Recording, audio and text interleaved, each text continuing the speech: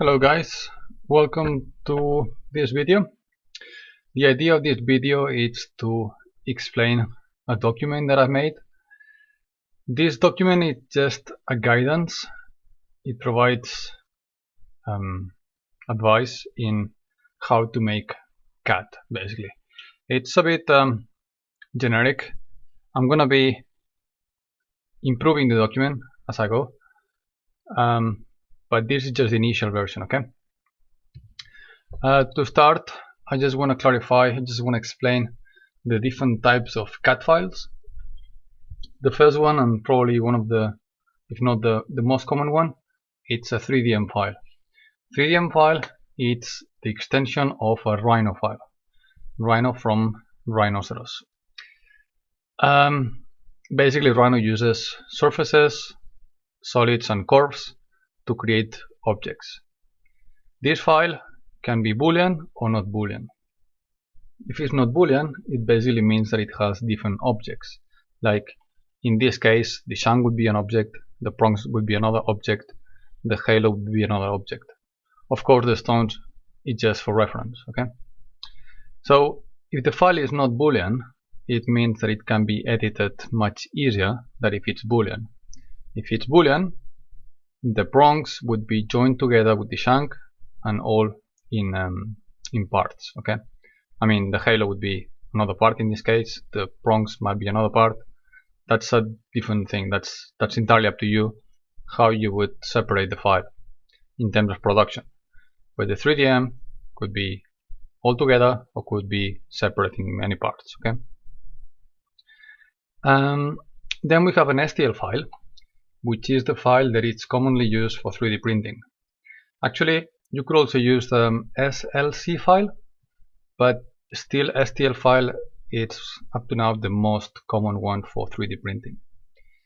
The STL file, it's a mesh, so once you open it, you will see that it's full of triangles, not like this. Because it's a mesh, it cannot be edited easily. It can be scaled up, you could do some basic transformations, but because it's a mesh, it would not allow you to modify that file easily. Then we have a mesh geometry inside a 3DM file. That basically means that this file that we're seeing on the screen now, it's not curves, surfaces or solids, it's a mesh. If we open Rhino and we import an STL file, we will also see it like this. But it's possible to save a 3DM file as a mesh with a mesh inside, basically. So the geometry is a mesh. It's not native Rhino geometry. It basically means that we cannot edit that geometry either, because still it's a mesh. Okay. A file it's only easy to edit when it's Rhino geometry, and ideally not Boolean. Could be the case that, for example, if we 3D scan something like another ring or a gemstone using a 3D scanner, the result of that 3D scanning is going to be a mesh. But then if we are going to create something with that mesh, we would need to import that mesh into Rhino or any software that you're using, and then create the geometry for that. So then we would have a 3D scan object, which is a mesh, inside the Rhino file, and we can save that as a 3DM. Then we have OBJ, that it's mostly used for organic modeling, and other industries as well, they use it for other things. But when it comes to jewelry, one of the most common ways that we see this is when it comes to organic modeling in ZBrush, for example. So in this case, what I did was create the basic geometry in Rhino, save it as an OBJ, put it into ZBrush, do these organic shapes on the sides and on the top, and then save it. So basically OBJ is the file that we would use if we want to play with ZBrush a little bit. And of course we could also use ZBrush to make geometry, and then we would save with the native ZBrush extension. Right, when it comes to modeling more in a traditional way in Rhino geometry, well, Rhino Geometry or whatever software really. These are the thicknesses that I would usually work with. Again, all this document just provides a guidance. Doesn't mean that it has to be like this, but it's just to help people who are starting in all of this, because we've noticed that especially coming from certain academic backgrounds, sometimes the thicknesses tend to be too thin. So this just provides like a basic guidance, okay? In this case, for example, the bridge, this would be the bridge of the ring. I usually made it like 0.9 or 1 mil, but I've noticed that some people, they tend to make it quite thick, like at least 1.2, 1.5. Personally, I prefer to make it thinner. It's strong enough, so it would work well, and it doesn't need to be thicker than this. And in my opinion, it looks nicer. The width of the shank, I would say roughly around 2 millimeters. 1.5, I would consider it acceptable. You just have to be careful not to make the ring very flimsy, very thin. So if a ring is like 1.2 maybe, of course depending on the geometry, depending on the overall look of the ring, but in my opinion 1.2 would already be too thin, especially if we're gonna set stones on the shoulders. The setting and the hold for the stones will make the geometry weaker, will make it more delicate, so I would advise you not to do that. In terms of maximum, it's entirely up to you. It really depends on the design. The way I see it, if it's wider than 10 millimeters, it's going to be very difficult to wear. It's going to be uncomfortable, but it's possible. Then basic collets. It's really important. The thickness on the collet could be changed. A lot of people tend to make either completely solid, or they tend to make the bottom one thicker than the top one. It doesn't really matter. What it really matters is this one, that from the end of the stone, from the collet to the finger rail, should be at least 0.8. Okay. Also, on the very top here, I usually do it like this. And also, this is quite important. When looking at the top of the collet, in this case I made an oval, but it works with any gem cuts. The bezel should be scaled up like 3% maybe. So I just allow a little bit more. That is just because when you are cleaning up the ring and polishing, it will go, this metal was going to be removed. So we need to take that into consideration. If we don't do that, we could end up with a bezel that is smaller than the stone, so that sometimes could look a bit bad. Also, all of this document, it's generic in the sense that I'm not specifying in which metal I'm doing it. It could vary. Silver is softer than gold, so that's something that should be taken into consideration as well. Okay, when it comes to claws, for some reason a lot of people tend to put the claws very inside the stone. You don't need that much. Actually, you shouldn't do that. Something like this, like the top, it's enough, because if we bring it down, we bring it into the stone, once we are setting it, the claw will have a little bump here on the side. That's because when the setter is gonna bend this part, the top of the claw, onto the stone, it will have a little, it should be more outside. If you allow for the claw to be farther out, you will avoid this little bump on the side. And it's really difficult to repair something like that. So most of the cases, if you already bring the claw in, you might need to repair the whole job to remake it all. And in terms of length, always allow for the claws to be pass beyond the top crown of the stone. Okay. Some setters would ask you to do it a bit longer. Again, this is really up to your manufacturing procedures.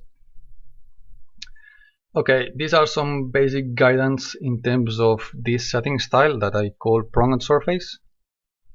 I will probably add another picture showing the front of the ring, but basically the girdle sits above the band. Okay.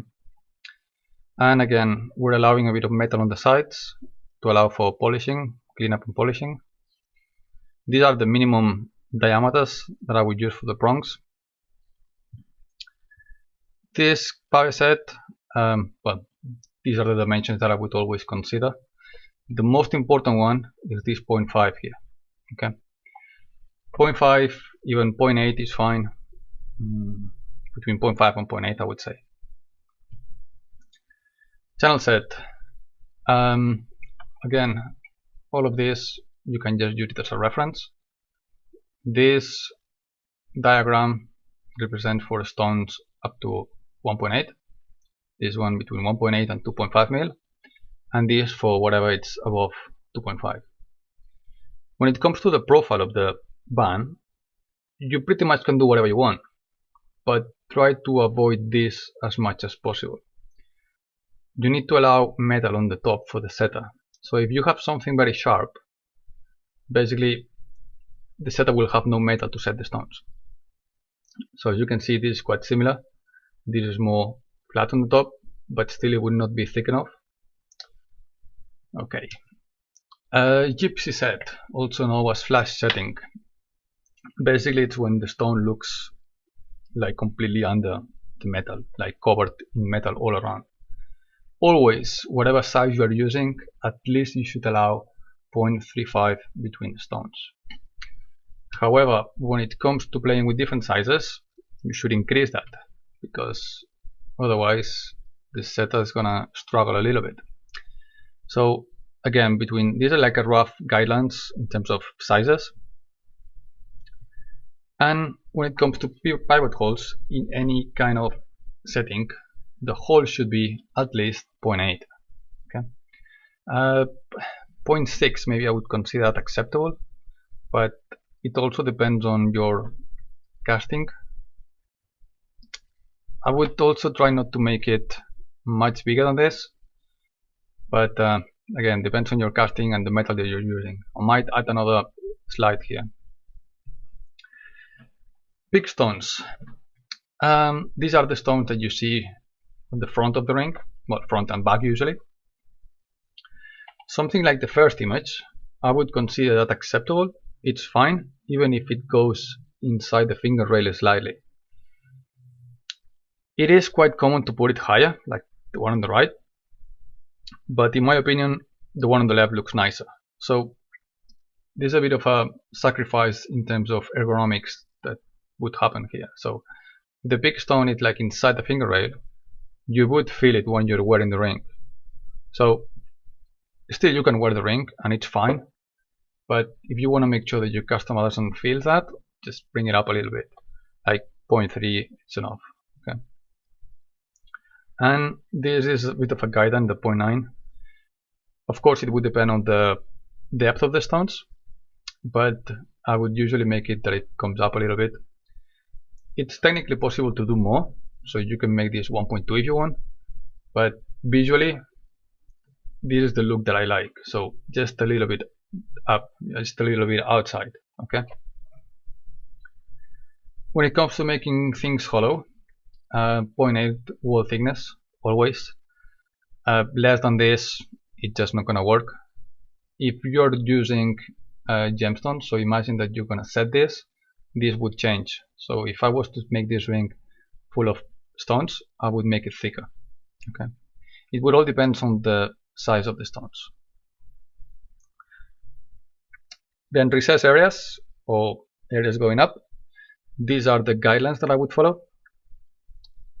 Again, it would varies a little bit depending on which text and which font you're using. When using fonts, I would always advise you not to trust the font. So just so that you know, fonts are based on Windows, they are not based on Jewellery. So most of the font that you will find, you will need to get those curves, those solids, and make sure that it can be made. Okay. Some people tend to think that you put the text and that's it, it's a text. No, a text is geometry. Geometry can be wrong. Okay. Okay, that was pretty much everything so far. I'm gonna be adding more content soon. In the meantime, if you guys have any questions, any concerns, anything that you want me to add on the document, please let me know and I'll try to do it as soon as possible. Thank you so much.